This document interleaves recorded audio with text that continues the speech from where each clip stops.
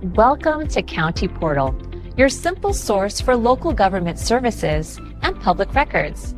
Let's get started. Can a person on the sex offender registry buy a house in the United States?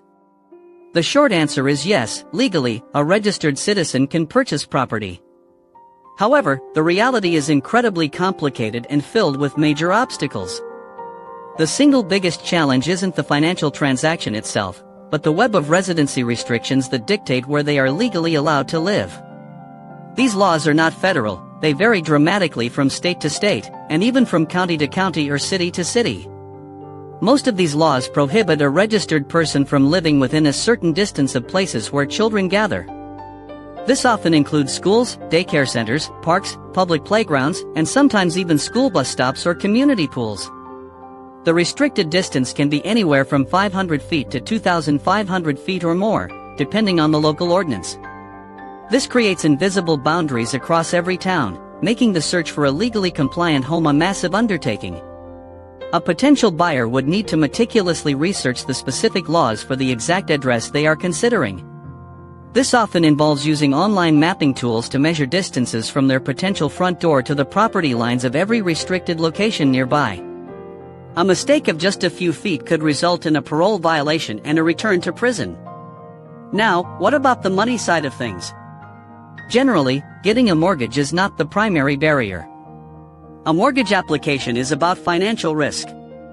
Lenders look at your credit score, your income, your debt, and your employment history.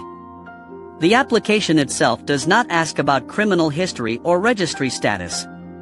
So, if a person has a stable job and good credit, they can often be approved for a loan. The challenge is that a past conviction can make it difficult to maintain the stable, high-paying employment needed to qualify for a mortgage in the first place. Another potential roadblock can be homeowners associations, or HOAs. Many neighborhoods have HOAs with their own set of rules and bylaws.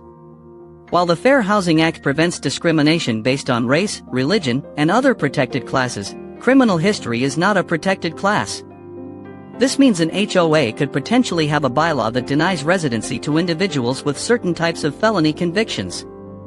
A buyer would need to get a copy of the HOA covenants and review them carefully before ever making an offer. In short, while the act of buying a house is technically possible, the process is a legal minefield. The burden falls entirely on the individual to find a property that complies with a complex patchwork of local residency laws, all while navigating the separate challenges of financing and potential HOA restrictions. Thank you so much for watching. Please remember this information is for educational purposes and is not legal advice. If you found this video helpful, please consider hitting that like button and subscribing to the channel for more content like this.